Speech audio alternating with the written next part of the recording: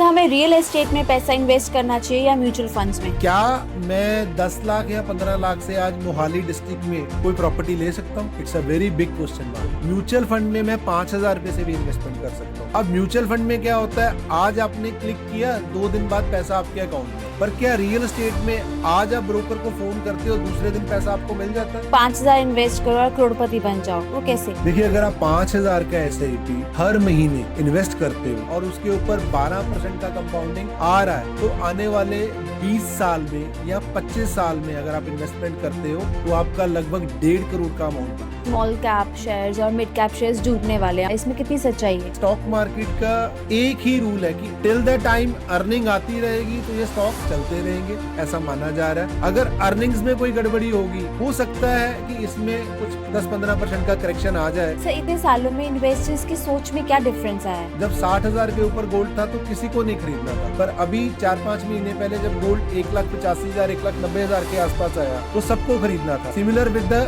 Silver, जब गाड़ी रुकी हुई होती है तो उस गाड़ी में आकर नहीं बैठता। जब गाड़ी स्टेशन को छोड़ती है, चलना स्टार्ट करती है, मोमेंटम में आती है, हर कोई भाग भाग के उसको पकड़ता है। थोड़ा टाइम पहले ही मोदी जी ने बोला कि हमें 1 साल तक गोल्ड नहीं खरीदना चाहिए। जो गोल्ड है हमें इंपोर्ट करना पड़ता है और उसका जो पेमेंट है वो डॉलर्स में करना होता है। अब क्योंकि हमारी कंट्री में हमारा जो रुपी है डॉलर के कंपैरिजन में डिप्रिशिएट हो रहा है, तो जितना ज्यादा गोल्ड हम मंगाएंगे उतने ज्यादा डॉलर्स जो है हमें उनको बाहर पे करना पड़ेगा। थोड़े समय के लिए हम गोल्ड की परचेज नहीं करते तो हमारा जो गोल्ड का इंपोर्ट बिल है वो कम आएगा, तो गवर्नमेंट को डॉलर्स में भी जो पेमेंट है वो कम करनी पड़ेगी। इससे थोड़ा हमारी जो करेंसी है उसको स्ट्रेंथ मिलेगी।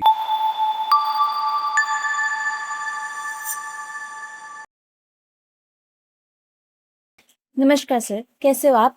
नमस्कार मैम, मैं बहुत बढ़िया हूँ, आप सुनाएं। बहुत बढ़िया sir, welcome to the founders Adda. Thank you जी।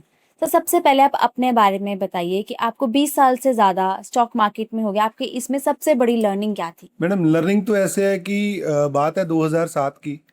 मैं भी एक नौकरी किया करता था। नौकरी के साथ साथ स्टॉक मार्केट की बहुत सारी खबरें हमें सुनने में मिलती थी कि उन्होंने इतना पैसा कमा लिया, उन्होंने स्टॉक में पैसा लगाया तो इतने पैसे बन गए। तो मेरे में भी कहीं ना कहीं फोमो आया और फोमो के चलते एंड 2007 दिसंबर एंड में मैंने जाके इसमें एंट्री लिया। मार्केट उस टाइम पे बहुत हाई पे थी, मेरे को पता नहीं था कि यहाँ पे पैसा लगाना चाहिए कि नहीं लगाना चाहिए।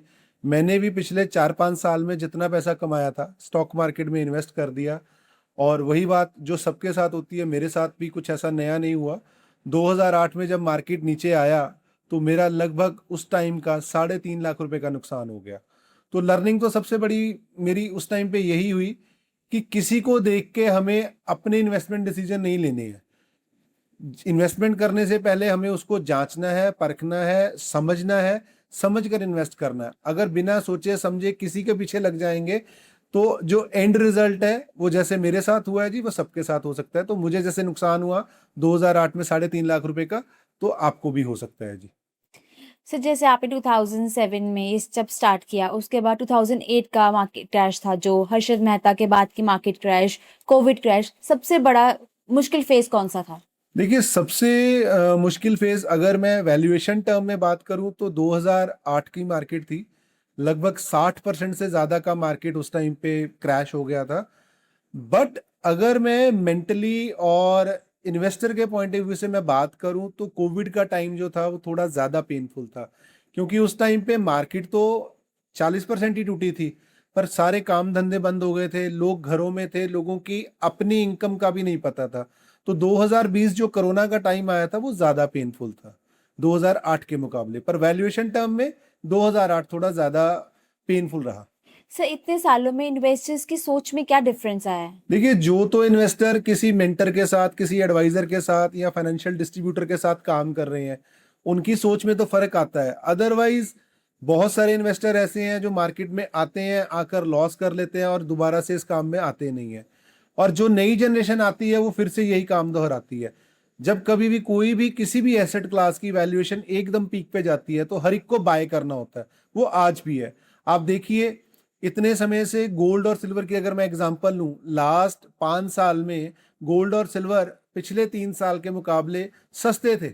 जब 60,000 के ऊपर गोल्ड था तो किसी को नहीं खरीदना था, पर अभी 4-5 महीने पहले जब गोल्ड 1,85,000 1,90,000 के आसपास आया तो सबको खरीदना था। Similar with the silver, silver में जब 60,000 का रेट था 1 किलो सिल्वर का, तो किसी को बाय नहीं करना था। बट जब वही सिल्वर 4 लाख के भाव के ऊपर ट्रेड करने लगी तो सबको खरीदना था। तो इन्वेस्टर का बिहेवियर क्या होता है, जब गाड़ी रुकी हुई होती है तो उस गाड़ी में आकर नहीं बैठना। जब गाड़ी स्टेशन को छोड़ती है, चलना स्टार्ट करती है, मोमेंटम में आती है, तो हर कोई भाग भाग के उसको पकड़ता है। तो बिहेवियर वाइज जो किसी मेंटर के साथ काम कर रहा है वो तो समय रहते बदल जाते हैं, पर बिना मेंटर के, बिना एडवाइजर के, बिना सारथी के अगर कोई काम कर रहा है तो बिहेवियर कल भी वैसा था, आगे भी वैसा ही हो सकता है जी। सर सेबी डेटा के अकॉर्डिंग 73% लोग 2 साल में सिप को विड्रॉ कर लेते हैं, 97% लोग 5 साल में, ऐसा क्यों? देखिए अगेन, जैसे 2007 में मैंने फोमो के चलते कि यार कहीं मैं पीछे ना रह जाऊं, मैंने इन्वेस्टमेंट अपनी स्टार्ट करी। ऐसे ही आज भी लोग करते हैं कि मेरे कुलीग ने आज से 4 साल पहले, 5 साल पहले किसी एक फंड में पैसा लगाया, मैंने उसको देख के उसी फंड में एसआईपी स्टार्ट कर ली। अब 4 साल में या 5 साल में जो उसका रिटर्न बना वो मेरी एक एक्सपेक्टेशन सेट हो गई। मैं 6 महीने में, 1 साल में वो ग्रोथ पाना चाहता हूँ। जब वो ग्रोथ मेरे को नहीं आती तो कहीं ना कहीं डिसअपॉइंटमेंट आती है। तो वो जो मेरा एसआईपी चलाने का मन है वो बदल जाता है और एसआईपी बंद कर देते हैं। पर अगर यही एसआईपी मैं किसी गोल को या किसी अपने फाइनेंशियल गोल को ध्यान में रख के शुरू करूं और एक प्रॉपर टाइमिंग के साथ उसको करूं, उसमें टाइम दूं, तो कंपाउंडिंग अपना रोल प्ले करती है और वेल्थ क्रिएशन होती है। और जब वेल्थ क्रिएशन आती है तो उससे बड़ी मोटिवेशन किसी को चाहिए नहीं है। तो मोटिवेशन आती है, वेल्थ क्रिएशन बनती है और फिर एसआईपी लंबी चलती है। पर अगर फोमो में एसआईपी स्टार्ट करेंगे तो दोस्त वही होगा जो अभी लोग कर रहे हैं, कोई साल में बंद करता है, कोई 2 साल में बंद करता सर मिनिमम टू मैक्स में हमें कितने साल तक एसआईपी रखनी चाहिए कि हमें फायदा, बिकॉज बाद में लोग बोलते हैं कि म्यूचुअल फंड्स हमें फायदा नहीं देते। है। तो आपको उसके अकॉर्डिंगली एसआईपी करनी चाहिए। तो म्यूचुअल फंड में डेट प्रोडक्ट्स आते हैं जो फिक्स्ड इनकम वाले प्रोडक्ट होते हैं, सिमिलर बैंक की एफडी के जैसे रहते हैं। उनमें कंपैरेटिवली रिस्क कम होता है। और अगर आपको लंबे समय के लिए, किसी लंबे गोल के लिए आपको इन्वेस्टमेंट करनी है तो लंबे समय की इन्वेस्टमेंट होती है। उसके लिए आपका गोल सबसे पहले ये डिफाइन होना जरूरी है। आप अपने फाइनेंशियल एडवाइजर के साथ बैठें, अपने गोल को डिफाइन करें, रिस्क लेने की क्षमता जो आपकी है उसको डिफाइन करें। फिर इस म्यूचुअल फंड के मतलब समुंदर में से आप अपने लिए वो स्कीम निकालें कि कौन सी स्कीम आपके लिए अच्छी है।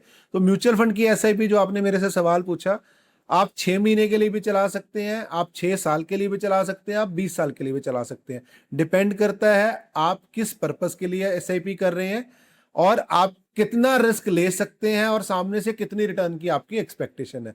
ये डिसाइड होता है आपका, आपके फाइनेंशियल एडवाइजर के साथ बैठ के। बेसिकली मिनिमम कितने सालों में हमें उसका प्रॉफिट मिलना शुरू हो जाता है एसआईपी का?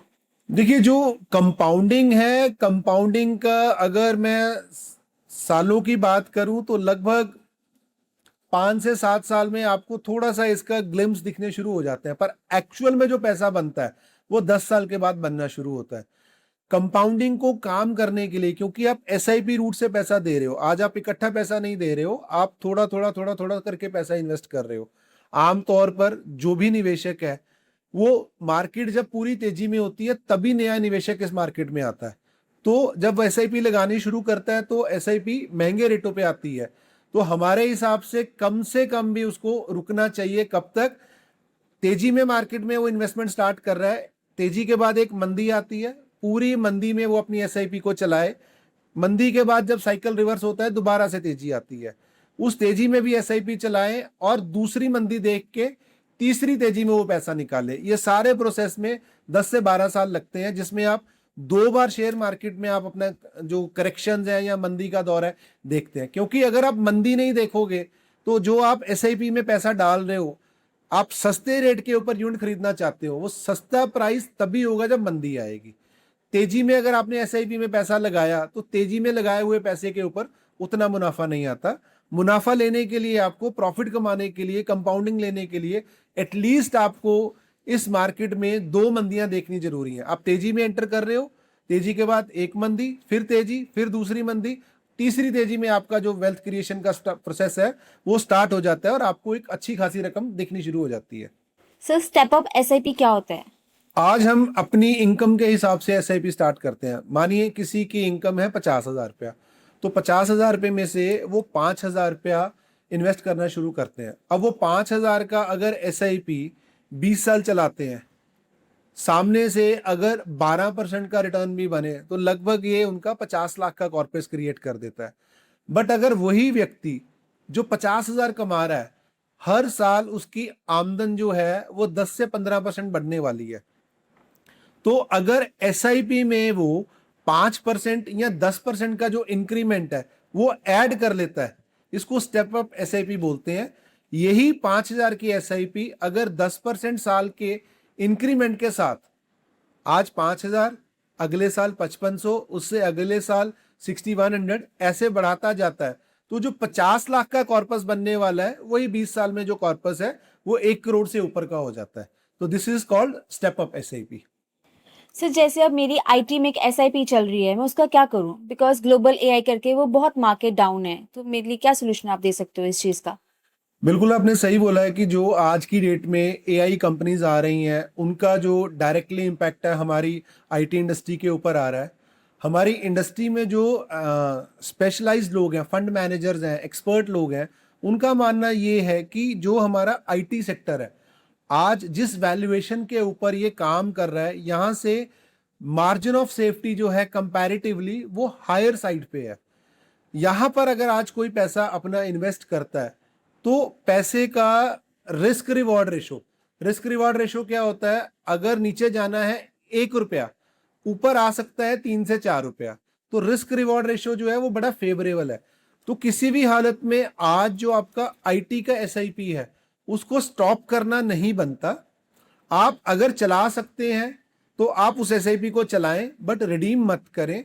समय रहते ही, जैसे ही समय थोड़ा सा क्लियर होगा, साइकिल क्लियर होगा, हमारी ये दोबारा से जो आईटी कंपनीज हैं ये समय डाल के चलना स्टार्ट होंगी, तो तब आप इसके ऊपर अपना डिसीजन ले सकते हैं। अभी के लिए आईटी सेक्टर डाउन है, बट बहुत सारे फंड मैनेजर ऐसे हैं जो वैल्यू इन्वेस्टिंग करते हैं या कॉन्ट्रा इन्वेस्टिंग करते हैं, उनके हिसाब से आईटी एक अच्छा विकल्प हो सकता है, जिसमें अगर आज हम पैसा लगाएं अगले 3 से 5 साल में ये हमारी इन्फोसिस, टीसीएस, टेकएम, ये बहुत बड़ी बड़ी कंपनीज हैं, कैश रिच कंपनीज हैं।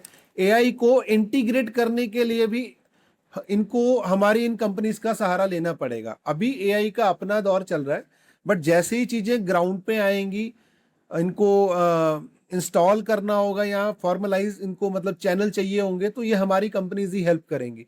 तो पहले भी, आज से पहले भी बहुत सारे ऐसे चैलेंजेस हमारी आईटी सेक्टर ने देखे हैं। अगर मैं बात करूं, क्लाउड कंप्यूटिंग के टाइम पे भी ऐसी बात हुई थी, तो आज दोबारा से ऐसी बात हो रही है कि शायद आईटी हमारी दिक्कत में आ जाए। पर over a period of time हमारी आईटी पहले भी निकलती आई है। मुझे भी पूरा भरोसा है कि इस बार भी कोई ना कोई हम सोल्यूशन ढूंढेंगे और ये हमारा जो आईटी सेक्टर है ये निकलेगा। ये बात है लार्ज कैप आईटी कंपनीज की, जैसे टीसीएस हो गया, इन्फोसिस हो गया या टेकएम हो गया। बट हमारी जो मिड कैप आईटी है, जो इंडिया के डोमेस्टिक बिजनेस को लेके काम कर रही है, उनमें आज की डेट में भी कोई प्रॉब्लम नहीं है। अगर आप क्वार्टरली नंबर्स देखो तो उनके क्वार्टरली नंबर्स उतने बुरे नहीं है, इनकरेजिंग नहीं है पर उतने बुरे भी नहीं है। पर जैसे ही थोड़ा सा साइकिल रिवर्स होगा तो चांसेस आर वेरी हाई, हो सकता है कि आईटी हमारे रिकवर करे। तो यहाँ पे आप रिडीम मत कीजिए, थोड़ा सा वेट कीजिए। इतना टाइम आपने वेट किया है, साइकिल को रिवर्स होने दीजिए। जैसे ही साइकिल रिवर्स होगा तो आपको बेनिफिट आ जाएगा इसका। सर क्या FIIS क्या कभी भी हमारे स्टॉक्स को पूरी तरह गिरा सकता है? देखिए, एक टाइम ऐसा था कि मैं अगर बात करूं आज से 15 साल या 18 साल पहले, अगर गोरे को खांसी भी आती थी तो हमारी मार्केट यहाँ पे गिर जाती थी। मीन्स पूरी तरह से FIIs जो थे हमारी मार्केट को चला रहे थे। पर थैंक्स टू ऑल द हमारे जो ये रिटेल निवेशक हैं, इनकी SIP के बदौलत आज इतनी मार्केट में स्टेबिलिटी आई है। पिछले 1 साल में FIIs ने भर भर के पैसा निकाला, भर भर के ये पैसा निकाल रहे हैं। 2025 पूरा इन्होंने पैसा निकाला है, अभी भी ये पैसा निकाल ही रहे हैं। बट बावजूद इसके, इतना ज्यादा आउटफ्लो होने के बाद भी रिटेल के जो इन्वेस्टर हैं, इनकी जो SIP की स्ट्रेंथ है, इसने मार्केट को सपोर्ट किया हुआ है। आज 30,000 करोड़ से ज्यादा का नंबर है जो SIP का हर महीने अपना रिटेल इन्वेस्टर मार्केट में डाल रहे हैं। तो FII के ऊपर उतनी हमारी जो मतलब डिपेंडेंस है नहीं है पहले के मुकाबले। पर यस, FII एक मेजर प्लेयर है, इनके पैसा निकालने से इम्पैक्ट आता है। बट पिछले सालों के चलते आज मैं इम्पैक्ट की अगर बात करूं तो वो कंपैरेटिवली कम है। सर सुनने में आ रहा है कि स्मॉल कैप शेयर्स और मिड कैप शेयर्स डूबने वाले हैं और रिटेल इन्वेस्टर्स का पैसा फंसने वाला है, इसमें कितनी सच्चाई है? देखिए, डूबना या तरना, अब इसकी डेफिनेशन हर एक की अलग अलग है। अब जहां से आपने सुना है, मुझे नहीं पता कि डूबने की डेफिनेशन क्या है। देखिए, ये स्मॉल कैप है या जो मिड कैप है, आज की डेट में अगर मैं बात करूं, पिछले 2 या 3 क्वार्टर से जो इनके क्वार्टरली नंबर्स आ रहे हैं वो बड़े इनकरेजिंग आ रहे हैं। तो शेयर मार्केट में मुझे वो बात याद आ रही है विद्या बालन की, कि किसी भी मूवी को चलाने के लिए 3 चीजें चाहिए: entertainment, entertainment and entertainment. Similarly stock market का एक ही रूल है कि अगर कंपनी पैसा बना रही है, अर्निंग आ रही है, अर्निंग में ग्रोथ आ रही है, तो वो सूनर और लेटर जो स्टॉक का प्राइस है उसको फॉलो करता है। तो पिछले 2 क्वार्टर से हमारे स्मॉल एंड मिड कैप में अर्निंग्स का जो नंबर है वो अच्छा आ रहा है। इसी वजह से उनके जो प्राइसेस हैं वो भाग रहे हैं। टिल द टाइम अर्निंग आती रहेगी तो ये स्टॉक्स चलते रहेंगे, ऐसा माना जा रहा है। अगर अर्निंग्स में कोई गड़बड़ी होगी तो हो सकता है कि इसमें कुछ 10-15% का करेक्शन आ जाए, वो बड़ा ही स्वाभाविक है। स्टॉक मार्केट में वैसे भी अगर मैं बोलूं, 10-15% तो कभी भी टूट सकता है। अगर आप एक एसआईपी से इन्वेस्टर हैं, एसआईपी के माध्यम से आप अगर पैसा लगा रहे हैं, तो अगर ऐसा दौर आता है जिसमें 15 से 20% का कुछ करेक्शन आता है, तो it will be a very big opportunity for you. आप अपनी एसआईपी को टॉप अप कर सकते हैं। माने तो आपने 5-5 हजार का एसआईपी लगाया हुआ है, साल में आपने 12 इंस्टॉलमेंट्स पे करनी है, 12 बार अपने पैसा इन्वेस्ट करना है। और अगर उस साल में आपको 10 से 15% वो वैल्यूएशन डाउन मिल जाता है, चाहे वो स्मॉल कैप है चाहे वो मिड कैप है, आपने घबराना नहीं है। उल्टा अगर आप निकाल सकते हो, 1, 2 या 3 एसआईपी से टॉप अप कर दीजिए। 12 की जगह आप साल में 15 एसआईपी डाल दीजिए, जिस साल में भी आपको ऐसा होता है। बट हिस्ट्री ऐसा बोलती है कि अगर ऐसा दौर आता है और कभी इन्वेस्टर ने ऐसा टॉपअप किया है, तो आने वाले समय में जो उसका रिटर्न है वो बहुत ही अच्छा रहा है। तो स्मॉल एंड मिड कैप आज की डेट में अर्निंग के हिसाब से चल रहे हैं जी। अर्निंग्स है इनमें, इसीलिए वो चल रहे हैं। जब तक अर्निंग रहेगी, मुझे नहीं लगता कोई डरने की बात है। बाकी 10-15% का करेक्शन अगर कभी भी आ जाता है तो कोई इतना वरी वाली बात नहीं है, rather it will be opportunity. आपका अगर गोल दूर है तो आपको टॉप अप करना चाहिए। सर जैसे अब निफ्टी 24,100 और सेंसेक्स 77,100 के आसपास घूम रहा है बहुत टाइम से, क्या ये कोई हेल्दी कंसोलिडेशन फेज है, कुछ बड़ा मार्केट चेंज आने वाला देखिए, जैसे आपने अभी थोड़ी देर पहले मेरे से सवाल किया था कि एफआईआई के पैसा निकालने से मार्केट में है? हाँ कुछ जी। इशू आता है। पहले एफआईआई पैसा निकालता था, हम 20%, 25%, 30% तक करेक्ट हो जाते थे। हाँ जी। अभी क्या हो रहा है, एक साइड से एफआईआई पैसा निकाल रहा है, दूसरी साइड से रिटेल इन्वेस्टर पैसा डाल रहा है। तो हो क्या रहा है, मार्केट वहीं पे कंसोलिडेट कर रही है। अभी क्या हुआ था, लास्ट गवर्नमेंट ने बहुत सारे स्टेप्स ऐसे लिए हैं। जैसे गवर्नमेंट ने लास्ट फरवरी में 12 लाख तक इनकम टैक्स में छूट दे दी थी। मैंने अपनी हिस्ट्री में कभी भी इतना बड़ा टैक्स में कंसेशन गवर्नमेंट के एंड पे नहीं सुना। क्यों दी? क्योंकि कहीं ना कहीं डिमांड में प्रॉब्लम थी। गवर्नमेंट चाह रही थी कि लोगों के हाथ में पैसा दिया जाए, उस पैसे से लोग मार्केट में जाके कंजम्पशन करें, इंडस्ट्री को हेल्प हो और मार्केट चलना स्टार्ट हो। बेसिकली इकोनॉमी चले और इकोनॉमी से मार्केट आगे चले। फिर आगे चल के रेट ऑफ इंटरेस्ट सस्ते किए गए, बैंकों में लिक्विडिटी को पूरा फिल किया गया, और फिर फाइनली फेस्टिवल सीजन में जीएसटी का कट दिया गया। जीएसटी का कट आने के बाद हमारी कंपनीज बहुत अच्छा काम करना स्टार्ट कर चुकी थी। जनवरी फरवरी में हमने उसका एक ट्रेलर देखा भी था, अर्निंग्स भी सपोर्ट कर रही थी। बट अनफॉर्चुनेटली ये वॉर ट्रिगर हो गई है। एनर्जी की शॉर्टेज या एनर्जी के क्राइसिस के चलते मार्केट फिर से थोड़ा सा करेक्शन मोड में चला गया। तो कंसोलिडेशन क्यों हो रहा है कि हमारे पहले अर्निंग्स नहीं थी। 2024 से लेके सितंबर 2025 तक हमारी कंपनीज की जो अर्निंग ग्रोथ है वो थोड़ा डी ग्रोथ थी, उतना अच्छी नहीं थी। But due to thanks to the government ने जो स्टेप्स लिए, उससे ये अर्निंग ग्रोथ रिवाइज होना शुरू हुई। जब ये अर्निंग रिवाइज होना शुरू हुई तो मार्केट ने भी उसको सैल्यूट किया, उसको थम्स अप दिया। बट साथ में ये वॉर ट्रिगर हो गई तो दोबारा से थोड़ी देर के लिए चीजें सेटल हो गई हैं। लास्ट 21-22 महीने से मार्केट कंसोलिडेशन में चल रही है, और इतिहास गवाह है, हिस्ट्री ये बताती है कि जब जब ऐसा समय आया है, उसके बाद आने वाले 3 साल 4 साल का जो रिटर्न है वो बड़ा ही फैंटास्टिक रहा है। हिस्ट्री में भी ऐसा हुआ है कि पहले भी बाजार 2 साल 3 साल या 4 साल तक एक रेंज में रहा है। जब जब बाजार रेंज में रहा है उसके बाद जब रेंज तोड़ता है तो बाजार बहुत अच्छा प्रदर्शन देता है, बहुत अच्छी रिटर्न डिलीवर करता है, अच्छा रिटर्न आता है। Sir day by day Indian currency इतनी लो क्यों जा रही है? देखिए, मुझे बात याद आ रही है, हमारे एक बड़े ही रिनाउंड फंड मैनेजर हैं, उनका एक पॉडकास्ट में उन्होंने बोला था कि इंडिया के कुंडली में ही लिखा है कि इसकी रुपये को डेप्रिशिएट होना है। हमारा रुपया टूटना ही हमारे लिए फायदेमंद है, पर कोई भी चीज़ है वो एक अगर लिमिट तक होती है तो अच्छी रहती है।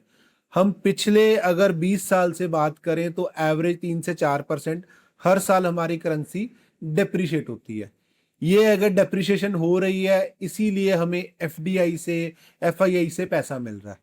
अब क्योंकि पिछले कुछ सालों में एकदम से करेंसी बढ़ गई, हमारी करेंसी एकदम से डेप्रिशिएट हो गई और इसके सामने जो डॉलर करेंसी है वो बहुत ज़्यादा बढ़ गई है।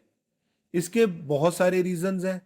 उनमें से एक बड़ा रीज़न ये भी है कि हमारे यहाँ पे एआई के रिलेटेड कुछ इतना अच्छा काम नहीं हो रहा था, तो पैसा निकल कर जो एआई के ऊपर काम कर रही हैं कंट्रीज या कंपनीज उनमें पैसा गया, एफआईआईज का आउटफ्लो हुआ, तो डॉलर एप्रिशिएट हुआ है।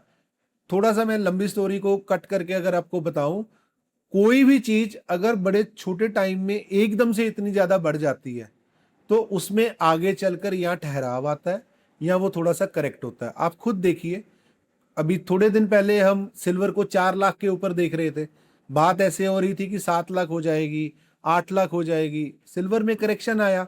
गोल्ड की बातें होनी शुरू हो गई थी 5 लाख की, गोल्ड में भी करेक्शन आया।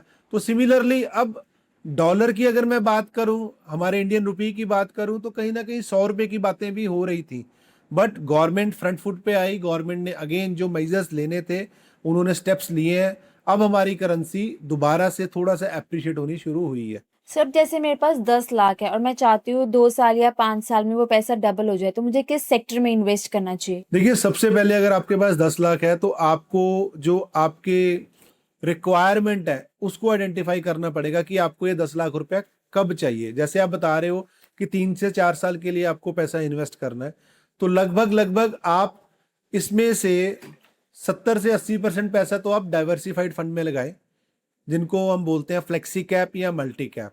इसमें आपको हर सेक्टर मिलता है, हर तरीके का मार्केट कैप मिलता है। और 10 से 15% पैसा अगेन आप अपने फाइनेंशियल एडवाइजर के साथ बैठें, रिस्क को समझें। जहां आपको रिस्क समझ आता है, रिवॉर्ड समझ आता है, उस पर्टिकुलर सेगमेंट में आप 10 से 15% तक का आपका एक्सपोजर ले सकते हैं। पर यस, अभी क्योंकि शॉर्ट टर्म वॉलेटिलिटी हमें दिख रही है, तो जो 80% पैसा आप 10 लाख में से 8 लाख भी फ्लेक्सी कैप में डालना चाह रहे हैं, उसमें से भी अगर आप 2 से 3 लाख रुपया डेट फंड में, लिक्विड फंड में रख लें और चीज़ों को सेटल डाउन होने दें, एसटीपी रूट से अगर आप पैसा लगाएं, तो ये एक अच्छा विकल्प आपके लिए होगा। सब जैसे कोई फ्रेशर है उसको मिनिमल अमाउंट से अपना स्टॉक मार्केट में इन्वेस्ट करना शुरू करें, तो सेफेस्ट प्लेस कौन सी रहेगी उसके लिए? देखिए, अगर कोई फ्रेशर है तो उसके लिए सबसे जो एक अच्छा विकल्प है वो मल्टी एसेट का रहता है। मल्टी एसेट क्या रहता है कि इसमें मल्टीपल एसेट्स होते हैं एक ही जगह पे। एक ही फंड में आपको स्टॉक मार्केट भी मिल जाती है, उसी फंड में आपको डेट मार्केट का फ्लेवर भी मिलता है, उन्हीं फंड्स में आपको गोल्ड और सिल्वर की इन्वेस्टिंग भी मिल जाती है, और साथ के साथ ग्लोबल भी अगर इन्वेस्टिंग का कुछ अपॉर्चुनिटी बनता है तो फंड मैनेजर वो भी लेता है। तो मल्टी एसेट क्या रहते हैं कि बाजार के मुकाबले इनका वॉलेटिलिटी कंपैरेटिवली कम होता है। यस, रिटर्न भी जो है वो इक्विटी मार्केट के कंपैरिजन में थोड़ा सा कम होता है, बट एफडी से बहुत अच्छा रिटर्न ये डिलीवर करते हैं। तो अगर कोई फ्रेशर है, अपनी जर्नी स्टार्ट करना चाहता है, जितना उसका अर्निंग है उसका कम से कम भी वो 10% पैसे के साथ स्टार्ट करे, मल्टी एसेट फंड उसके लिए एक अच्छा विकल्प हो सकता है। सर हमारे व्यूअर्स को अगर आप कोई मैसेज देना चाहोगे तो वो क्या देना चाहोगे? देखिए, मैसेज एक ही है, जो भारत है अब इंडिया बन रहा है, पूरे वर्ल्ड में अपनी एक पहचान बना रहा है, ये देश बदल रहा है। ठीक है, पिछले 20-22 महीनों से कुछ ऐसा रिटर्न नहीं बना है, थोड़ा सा इकॉनमी में, हमारे इकॉनमी के अपने चैलेंजेस हैं, पर don't under estimate India, don't sell India, buy India, hold India. And create wealth from India. यही मेरा मैसेज है। इंडिया को आप अंडर एस्टिमेट ना करो। अगला जो समय है वो इंडिया का ही है, क्योंकि इंडिया के पास आज सबसे ज़्यादा यंग पॉपुलेशन है, स्किल्ड पॉपुलेशन है, और आज दुनिया में इनकी ज़रूरत है। तो आने वाला जो समय है हमारे इंडिया का ही है। So don't sell India, buy India and hold India. Sir हर किसी को अगला मल्टी बैगर शेयर चाहिए जो पैसा उनका 10 गुना। अगर आज आपके पास 1 लाख है, वो 1 लाख रुपया अगर साल का 12% के हिसाब से बढ़े तो ये 6 साल में पैसा डबल होता है। आने वाले 30 सालों में ये पैसा आपका जो 6 साल में डबल हो रहा है तो 5 बार डबल होगा। तो कितना बन जाएगा ये पैसा, आप थोड़ा आइडिया लगाएं। 1 लाख रुपया 6 साल में हुआ 2 लाख, 12 साल में हुआ 4 लाख, 4 लाख। 18 साल में हुआ 4 का 8 लाख, 24 साल में हुआ 16 लाख, और 30 साल में कितना हो गया जी? 32 लाख। आपने मेरे को पूछा कि कोई मल्टी बैगर बताओ जो 10 गुना पैसा कर दे। मैं आपको 32 गुना का आपको सीक्रेट बता रहा हूं। आप 1 लाख रुपया 12% की कंपाउंडिंग के ऊपर डाल दीजिए, आने वाले 30 ईयर्स में ये अमाउंट आपका 32 लाख रुपया बन सकता है 12% की कंपाउंडिंग के साथ। तो this is the multibagger formula. Sir जैसे आपने बताया, बट हम वो पैसा डाले कहाँ पे कि हमें 12% का रिटर्न आ जाए? तो अगर आपको कुछ और नहीं समझ में आता ना, तो निफ्टी के एक 500 स्टॉक का एक इंडेक्स आता है जिसको निफ्टी 500 इंडेक्स बोलते हैं। उस इंडेक्स के आइदर ईटीएफ में या उस इंडेक्स के फंड में आप पैसा डालना शुरू कर दो। अब अगर मैं सेंसेक्स की बात करूं, जो कि केवल पहले 30 स्टॉक्स का एक इंडेक्स है, लास्ट 30 ईयर्स का अगर आप गूगल पे भी जाके चेक करते हो तो उनका रिटर्न जो रहा है वो 16.5% का एनुलाइज रहा है। यहाँ पे अगर हम इसको डिस्काउंट करके भी लेके चलें, अगले 30 ईयर्स में ये 12% का रिटर्न भी डिलीवर करेगा, तो आपका 1 लाख रुपया 32 लाख रुपया बन जाएगा। और अगर सामने से, since you are very young, आप और 6 साल रख लेते हो तो ये 32 लाख आपका 64 लाख बन जाएगा। सर जैसे मैंने बहुत सुना है कि 5,000 इन्वेस्ट करो और करोड़पति बन जाओ, वो कैसे? क्या आपने सुना है कि बूंद बूंद से गागर भर जाती है? हाँ जी सर। क्या करके देखा है? नहीं। देखिए, अगर आप 5,000 का एसआईपी हर महीने इन्वेस्ट करते हो, इट इज लाइक कि एक पानी की बूंद है जो एक पत्थर के ऊपर लगातार बार बार पड़ रही है। अगर वो लगातार बार बार पड़ती रहती है, पड़ती रहती है, पड़ती रहती है, तो वो पत्थर में भी छेद कर देती है। इसी तरीके से जो 5,000 का आपका एसआईपी है, जब हर महीने एक डिसिप्लिन वे से एक डेट को जा रहा है, जा रहा है, जा रहा है, और उसके ऊपर 12% का कंपाउंडिंग आ रहा है, तो आने वाले 20 साल में या 25 साल में अगर आप इन्वेस्टमेंट करते हो तो आपका लगभग 1.5 करोड़ का अमाउंट बनता है। आप याद रखना, पानी की बूंद बार बार लगातार जब एक ही पत्थर के ऊपर पड़ती रहती है तो वहां पे भी वो एक छेद कर देती है। ऐसे ही आपका 5,000 आज किया हुआ इन्वेस्ट कल आपको करोड़पति बना देगा। सर क्या आने वाले टाइम में स्टॉक मार्केट हमें 12% का रिटर्न देगा कि नहीं? देखिए, अभी ना हम डेवलपिंग नेशन है। बेसिकली जो स्टॉक मार्केट का रिटर्न आना या ना आना ये डिपेंड करता है इकोनॉमी के ऊपर और इसके जो हमारी इकोनॉमी के पार्टिसिपेंट हैं उनके ऊपर। अब इकोनॉमी के पार्टिसिपेंट कौन है? हम और आने वाली जनरेशन। आज हर साल 5 करोड़ बच्चा ग्रेजुएशन करके निकल रहा है। पोस्ट ग्रेजुएशन का अगर मैं नंबर दूं आपको तो 75 लाख बच्चा पोस्ट ग्रेजुएट हो रहा है। इतना पढ़ा लिखा यंग पॉपुलेशन, यूथ पॉपुलेशन किसी कंट्री के पास अगर हो तो क्या आने वाले 20 साल के लिए, 25 साल के लिए वो कंट्री ग्रो करेगी कि नहीं करेगी? आपको थोड़ा सा पीछे लेके जाता हूं। आज से लगभग 15-16 साल पहले हम $800 प्रति व्यक्ति आय वाली एक कंट्री थे। आज लगभग हम $2700 प्रति आय वाली कंट्री वाले मतलब एक कंट्री है। आने वाले समय में ऐसा माना जा रहा है कि just because of this youth and skill population, जब बच्चा पढ़ लिख के बाहर आता है तो कुछ ना कुछ काम तो करेगा ना जी, या बिजनेस करेगा या नौकरी करेगा, तो कहीं ना कहीं इकोनॉमी में वो भी कंट्रीब्यूट करेगा।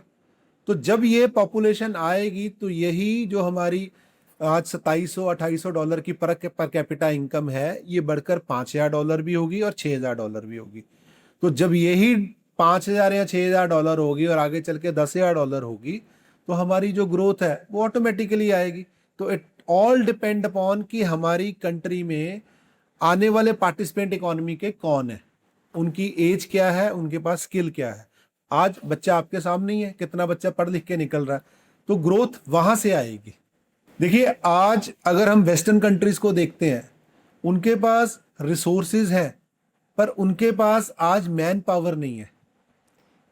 हमारे पास बेशक रिसोर्सेज कम है पर हमारे पास मैन पावर है। इस मैन पावर की बदौलत हमारे यहाँ पे काम धंधे भी चलेंगे, नौकरियां भी होंगी।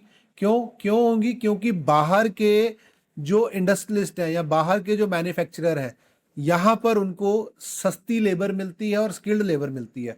मैं एक एग्जांपल लेता हूँ आपके सामने। अगर यहाँ पर कोई मैन्युफैक्चरिंग प्लांट लगता है in comparison with China, China में एवरेज सुपरवाइजर की जो एज है वो आज की डेट में तकरीबन 48-49 ईयर्स है, और वो जो सुपरवाइजर है कम से कम यूएस डॉलर में साल का $8,000 चार्ज करता है। वही सेम सुपरवाइजर हमारे यहाँ पर एवरेज एज 28 साल में आता है और उसका एनुअल जो कंपनसेशन है वो $4,000 रहता है। तो अगर आप बिजनेसमैन हैं, आपको यंग लेबर मिलती है, स्किल्ड लेबर मिलती है, आधे दाम पे मिलती है, तो इंडिया तो आपके लिए हेवन है। तो बाहर बहुत सारी ऐसी कंपनीज हैं जो इंडिया में अपना सेटअप लगाना चाहती हैं। हमारे पास क्या है? हमारे पास पढ़े लिखी यंग जनरेशन है, उनके पास उनको लेबर चाहिए, तो यहाँ पे हमारे फैक्ट्रीज यहाँ पे वो सेटअप लगाएंगे, यहाँ से काम चलेगा। तो इस तरीके से हमारी जो आने वाले समय में पर कैपिटा इनकम है वो बढ़ सकती है। सर अभी के टाइम में हमारा सबसे फास्ट ग्रोइंग सेक्टर कौन सा है? देखिए सबसे फास्ट ग्रोइंग सेक्टर तो आज की डेट में इनोवेशन है, डिजिटल।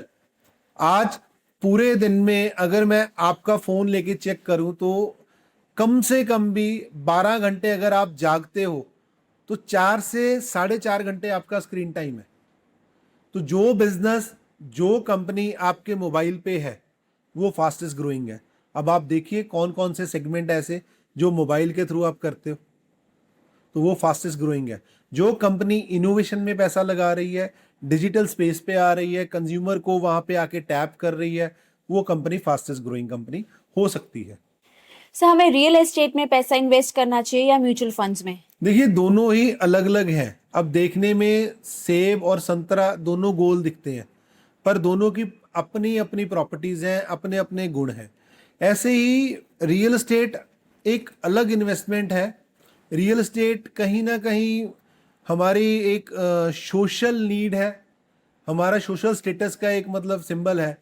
पर क्या मैं 10 लाख या 15 लाख से आज मोहाली डिस्ट्रिक्ट में कोई प्रॉपर्टी ले सकता हूँ?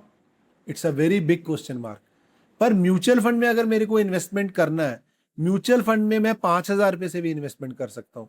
अगेन डिपेंड करता है आपकी इनकम क्या है, आपका उस इन्वेस्टमेंट के साथ गोल क्या है, कितनी देर के लिए आप पैसा लगाना चाहते हैं। अब म्यूचुअल फंड में क्या होता है, आज आपने क्लिक किया, 2 दिन बाद पैसा आपके अकाउंट में, चाहे वो बढ़ा हुआ है चाहे वो घटा हुआ है, आपके अकाउंट में आ जाएगा। पर क्या रियल एस्टेट में आज आप ब्रोकर को फोन करते हो, दूसरे दिन पैसा आपको मिल जाता है? नहीं। और रियल एस्टेट बाय करना एक टीडीएस प्रोसेस है, इसको सेल करना भी एक टीडीएस प्रोसेस है। बहुत सारे पेपर वर्क्स हैं, सब कुछ है। और प्रॉपर्टी में सभी लोग पैसा कमाते हैं ऐसा नहीं है, कुछ लोगों के साथ फ्रॉड भी होते हैं। तो रियल एस्टेट की इन्वेस्टमेंट जब आप करें तो बड़े ध्यान से करें। अगर आपका स्पेसिफिक कोई पर्पस है रियल एस्टेट लेने का तो आप करें उसमें निवेश। अदरवाइज म्यूचुअल फंड में ऑप्शंस बहुत ज़्यादा अच्छे हैं और आपको लिक्विडिटी के साथ मिलते हैं। तो सेफेस्ट ऑप्शन हमारी म्यूचुअल फंड्स रहेगी रादर रियल एस्टेट। आप इसको लिक्विड कह सकते हो, रियल एस्टेट के मुकाबले हाईली लिक्विड म्यूचुअल फंड्स होते हैं। सर जैसे कि मैंने अपने कोलीग से सुना था कि यूएस में, ताइवान में या चाइना में हमें अपना पैसा इन्वेस्ट करना चाहिए। क्या सच में हमें इन्वेस्ट की उस पर बहुत ज़्यादा रिटर्न हमें मिल रही है, प्रॉफिट मिल रहा है? क्या मुझे सच में पैसा इन्वेस्ट करना चाहिए कि नहीं? देखिए ये आपका एक बड़ा ही पर्सनल डिसीजन रहेगा, पर मैं थोड़ा सा अपना व्यू आपके साथ शेयर कर देता हूँ। अभी ये वही बात हो गई है कि जब 60,000 रुपये प्रति किलो के ऊपर 3 साल पहले सिल्वर अवेलेबल थी तो किसी को पैसा इन्वेस्ट नहीं करना था। पर 4 लाख के ऊपर हर एक को पैसा इन्वेस्ट करना था, हर एक को पैसा इन्वेस्ट करना था। ऐसा लग रहा था कि ये 7 लाख हो जाएगी, 8 लाख हो जाएगी। पर वहां से जब करेक्शन आई तो वो 4 लाख वाली टूट के 2,20,000 के ऊपर आ गई। मैं ये नहीं कह रहा हूँ कि यूएस का या ताइवान का जो मार्केट है वहां पे कुछ ऐसा करेक्शन आने वाला है या वो टूट जाएगी, पर अगर मैं पिछले कुछ महीनों के या कुछ सालों की बात करूं तो वैल्यूएशन उतने ज़्यादा कंफर्टेबल नहीं है। कोई भी चीज़ जब बड़े कम समय में बहुत ज़्यादा चल जाती है या बहुत अच्छा रिटर्न डिलीवर कर देती है तो हर एक को दिल करता है कि मैं वहाँ पे पैसा लगाऊं। पर हिस्ट्री ऐसा बोलती है कि जहाँ पर सभी लोग पैसा लगा रहे होते हैं और दबा के लगा रहे होते हैं तो आने वाले 2 से 3 साल में जो रिटर्न है उतनी ज़्यादा अच्छे नहीं रहते। तो अभी के लिए थोड़ा सा वेट कर लेना चाहिए। अगर आने वाले समय में कुछ ऐसा मौका मिलता है कि आज के मुकाबले वैल्यूएशन थोड़े से कूल डाउन हो जाते हैं, आपको सस्ते रेट पे लगाने का मौका मिलता है तो आप देख सकते हैं, पर अभी के लिए थोड़ा सा अगर वेट कर लेंगे तो ये अच्छी बात रहेगी। सर एज एन इन्वेस्टर मुझे ऐसा क्या करना चाहिए कि जो मैंने इन्वेस्टमेंट के टाइम पे जो अपना गोल बनाया था कि या कुछ जैसे 20 साल का मेरा गोल है तो मेरा वो ऐसे चलता भी रहे और मुझे कोई वेल्थ क्रिएशन के टाइम पे कुछ डिस्टर्बेंस भी ना आए। देखिए, बहुत अच्छा सवाल है आपका, और मेरे हिसाब से ये हर इन्वेस्टर को अपने एडवाइज़र से या म्यूचुअल फंड डिस्ट्रीब्यूटर से ये पूछना चाहिए और इसको मानना भी चाहिए। आज की डेट में इंफॉर्मेशन की कोई कमी नहीं है। आप कहीं पे जाएं, आपको म्यूचुअल फंड को लेके, आपको स्टॉक मार्केट को लेके, इन्वेस्टमेंट को लेके बहुत सारे लोग हर तरीके की एडवाइस देते रहेंगे। तो आपको ये जो अननेसेसरली नॉइस है इसको नहीं सुनना है, इसको कट डाउन कर देना है। आपको फोकस रहना है अपने गोल के ऊपर। जो आपने डे वन पे डिसाइड किया था रिटर्न, उस रिटर्न को लेकर आपने देखते रहना है कि क्या आपका इन्वेस्टमेंट अकॉर्डिंगली उस रिटर्न के हिसाब से चल रहा है। उसके लिए 6 महीने बाद, 9 महीने बाद या मैक्स टू मैक्स 12 महीने बाद आप अपने फाइनेंशियल एडवाइज़र के साथ मीटिंग करिए, आप अपने म्यूचुअल फंड डिस्ट्रीब्यूटर के साथ बैठिए, अपने इन्वेस्टमेंट को रिव्यू कीजिए कि क्या हम सही ट्रैक पे हैं, जो हमने डे वन पे गोल बनाया है उस गोल के ऊपर हम चल रहे हैं, आगे हमें इसको एज इट इज़ करना है या कुछ आपको रीबैलेंसिंग की ज़रूरत है। तो आपको डिसिप्लिन लेके आना है, अंडर द एक्सपर्ट गाइडलाइंस आपको चलनी है। जो मार्केट में फालतू नॉइस है उसको नहीं सुनना है। नॉइस में आपके मतलब की क्या न्यूज़ है वो आपका फाइनेंशियल एडवाइज़र आपको बताएगा, आपने उसके साथ टच में रहना है। हर 6 महीने बाद, 9 महीने बाद, मैक्स टू मैक्स 12 महीने बाद एक बार आप अपने फाइनेंशियल एडवाइज़र के साथ मीटिंग जरूर करें। ये मेरा कहना है आपको। सर जैसे आपने फाइनेंशियल एडवाइजर की बात करी, अब मैंने फर्स्ट टाइम इन्वेस्ट करना है तो मैं अपना फाइनेंशियल एडवाइजर कैसे चूज करूंगी? ये भी बड़ा एक अच्छा क्वेश्चन है आपका, मैं आपको अप्रिशिएट करूंगा इस क्वेश्चन के लिए।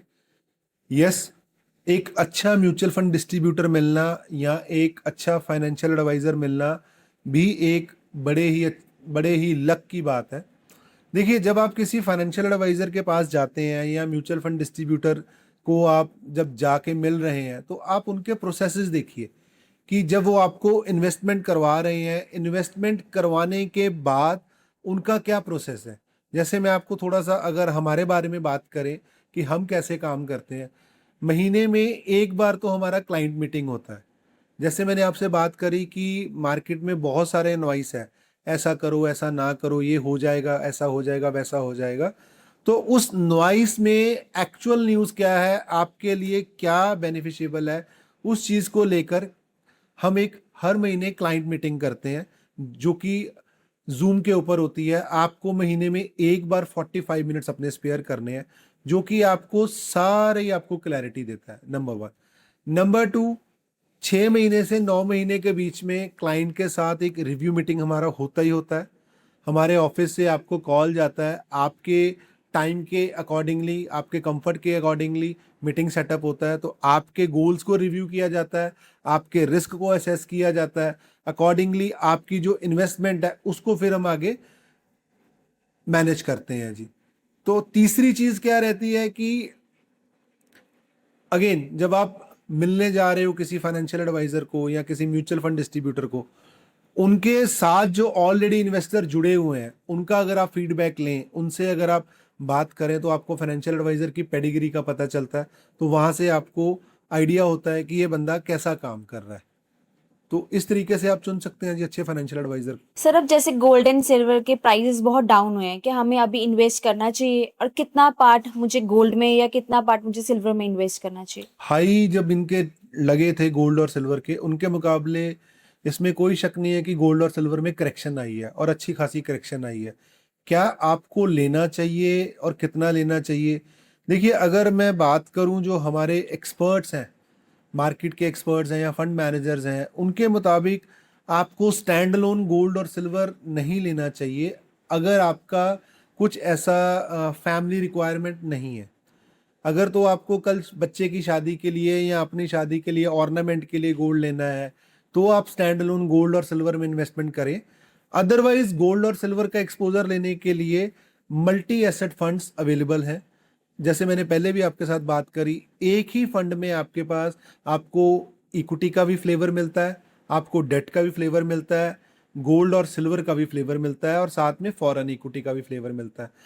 अब यहां पर बात आती है कि बाय तो कर लिया आपने, अगर आप स्टैंड अलोन बाय करते हो, बट एग्जिट कब करना है ये नहीं पता होता है। जब आप मल्टी एसेट के माध्यम से इन्वेस्टमेंट करते हैं तो फंड मैनेजर इनके जो एक्सपोजर को डायनेमिकली मैनेज करते हैं। जब भी उनको लगता है कि गोल्ड और सिल्वर मार्केट में महंगे प्राइस के ऊपर है तो वो कम से कम निवेश करते हैं गोल्ड और सिल्वर में, और जब करेक्शन आ जाता है तो वो अपने निवेश को जितना उनका लिमिट होता है अकॉर्डिंगली उसको बढ़ा देते हैं। तो ये एक अच्छा जरिया रहेगा, एक अच्छा सिस्टम रहेगा जिसके थ्रू आप गोल्ड और सिल्वर का एक्सपोजर भी ले सकते हैं। बट अगर आपको घर में किसी भी रिक्वायरमेंट है, जैसे शादी है या बच्चे को है, किसी को गिफ्ट देना है, फिर आप गोल्ड और सिल्वर में स्टैंड अलोन इन्वेस्टमेंट कर सकते हैं। अदरवाइज मल्टी एसेट आपके लिए एक अच्छा विकल्प रहेगा। सर अब जैसे मैंने होम लोन लिया है और लोग मुझे प्रेशराइज करते हैं कि जो मेरा पैसा बच रहा है या कुछ है उससे मैं अपना होम लोन रीपे कर दूं, मुझे अपना होम लोन रीपे करना चाहिए या एसआईपी में पैसा इन्वेस्ट करना चाहिए? अगेन ये भी आपका एक पर्सनल मैटर है। सबसे पहले तो डिपेंड करता है कि आपका जो मंथली इनकम आ रहा है वो कितना स्टेबल है। सबसे पहले आप अपना मंथली इनकम की जो स्टेबिलिटी है उसको इंश्योर कीजिए। अगर वो आप पूरी तरह से कंफर्म्ड हो, वो इंश्योर्ड है, तो फिर आपको जो होम लोन मिला है वो 7%, 7.5%, 8 या 8.5% के ऊपर है।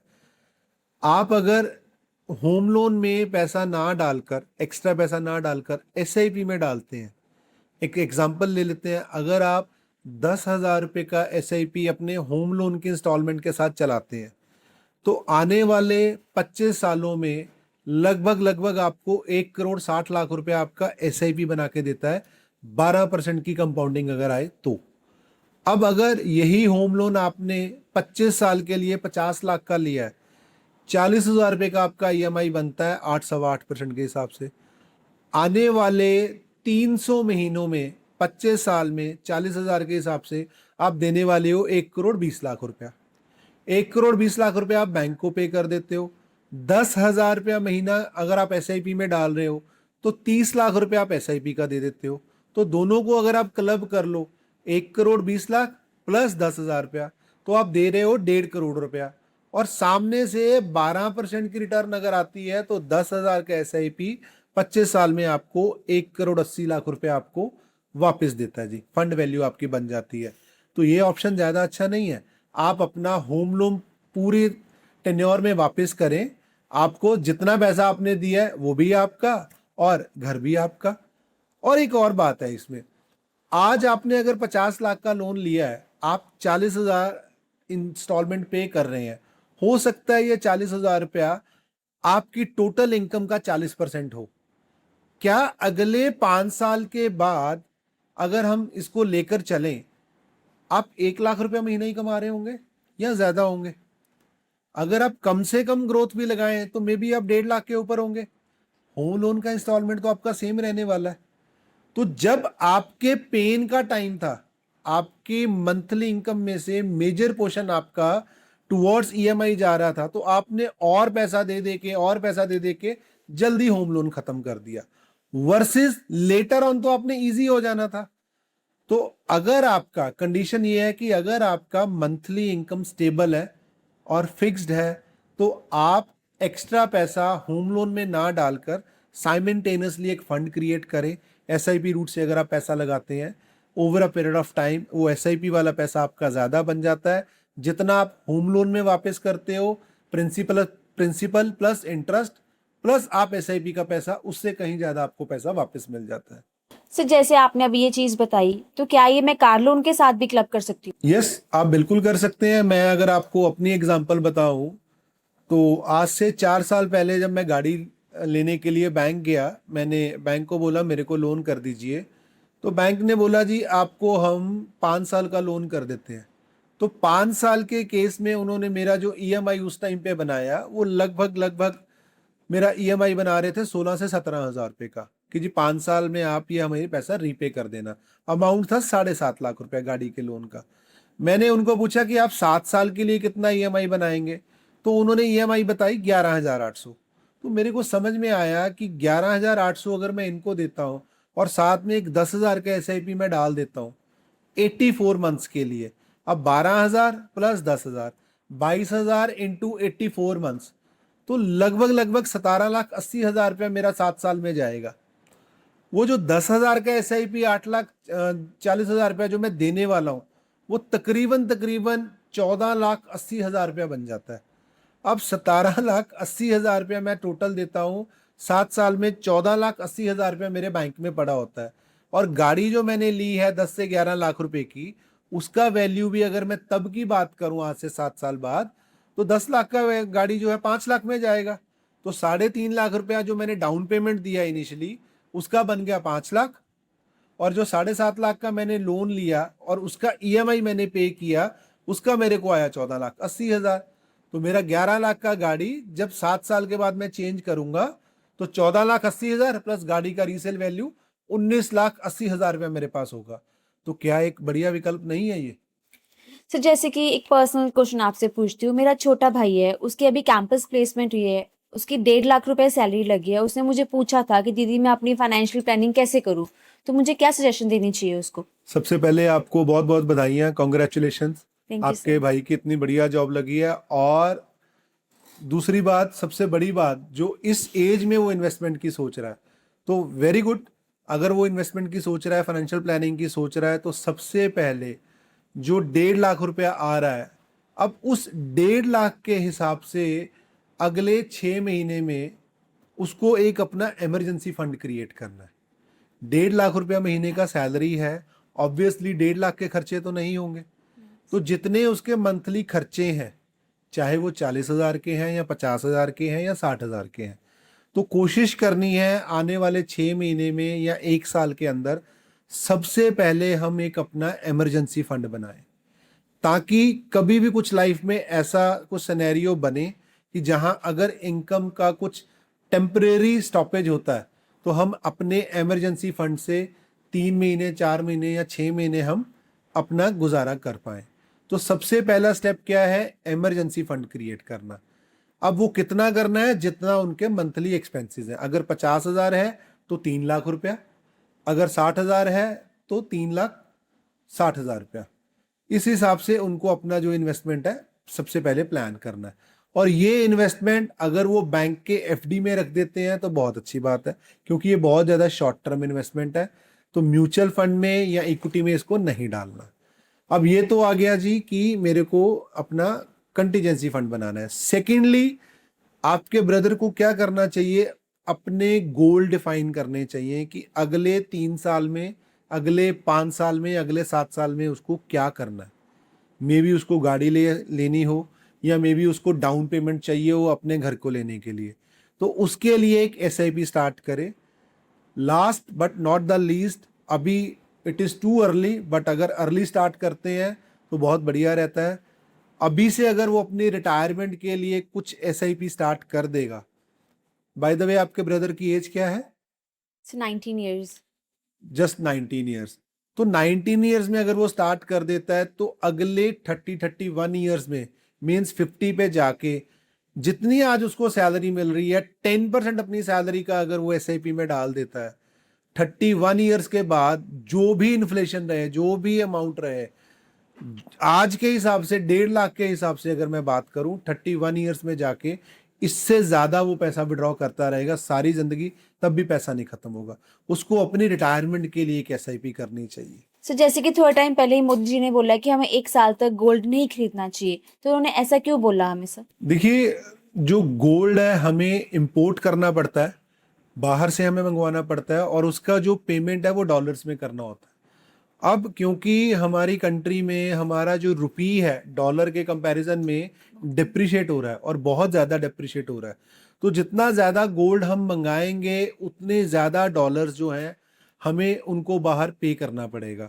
तो अगर थोड़े समय के लिए हम गोल्ड की परचेज नहीं करते तो हमारा जो गोल्ड का इंपोर्ट बिल है वो कम आएगा, तो गवर्नमेंट को डॉलर्स में भी जो पेमेंट है वो कम करनी पड़ेगी।